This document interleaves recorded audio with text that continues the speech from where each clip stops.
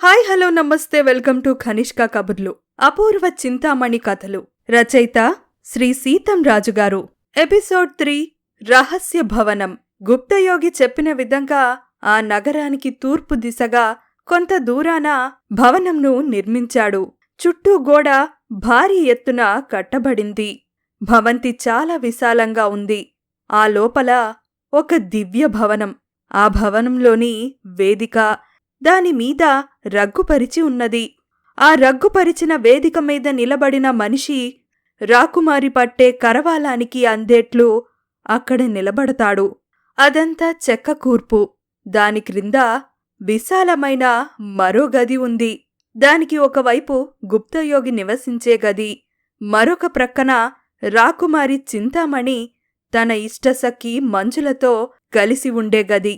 క్రింద గదిలో ఉండే గుప్తయోగి ప్రశ్న అడిగే సమయంలో ఒక్క చింతామణికి మాత్రమే కనపడతాడు కాని ప్రశ్నలకి జవాబు ఇవ్వడానికి వచ్చిన వ్యక్తికి మాత్రం కనపడడు.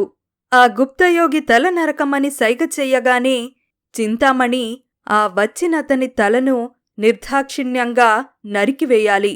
రాకుమారుడు నిలబడే వేదిక, ఇతర సమయాల్లో ఎవ్వరూ ప్రవేశించే వీలు పడకుండా తలుపులు గట్టిగా బిగించబడతాయి.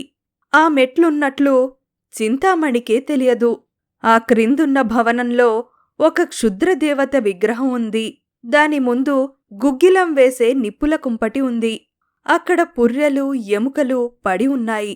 అది మాంత్రికుడు ఆరాధించే క్షుద్రదేవతా మందిరం. ఆ భవనంలో అంతా చీకటిమయంగా ఉంది. కొన్ని చోట్ల రత్నాల గుట్టలు. ఆ కాంతి పట్టపగల్లాగా కనిపించుతుంటుంది. ఈ భవనం ప్రక్కన గట్టిగా ఎత్తున కట్టబడిన బయటకు వెళ్లే మార్గం, ఆ తర్వాత కొద్ది బహిరంగ ప్రదేశం, అక్కడొక కందకం. అది చాలా లోతున ఉంది. యోగి నిర్ణయించిన ప్రకారం చింతామణి తలకు స్నానం చేయాలి, పట్టు వస్త్రాలు ధరించాలి, నవరత్నాలు పొందుపరిచిన హారాలు అలంకరించాలి. తదుపరి రాజేశ్వరీదేవికి నమస్కరించి ఆ తదుపరి గుప్తయోగికిచ్చిన మాట ప్రకారం దీక్షా కంకణంను చేతికి కట్టుకోవాలి. తదుపరి తన కోసం నిర్ణయించబడిన మందిరంలో ప్రవేశించాలి. ఆమెచే నరకబడిన తలలు విశాల స్థలంలో ఉన్న కోట గుమ్మానికి వ్రేళ్లాడదీయాలి. ఇది అక్కడ జరిగే పని. గుప్తయోగి చెప్పినట్టు చింతామణి అడిగే ప్రశ్నలకు సమాధానం చెప్పడానికి ముందు ఎవరు వస్తారు? ఆ తరువాత అసలేం జరగబోతోంది తెలుసుకోవాలంటే నెక్స్ట్ ఎపిసోడ్ కోసం వెయిట్ చేయండి.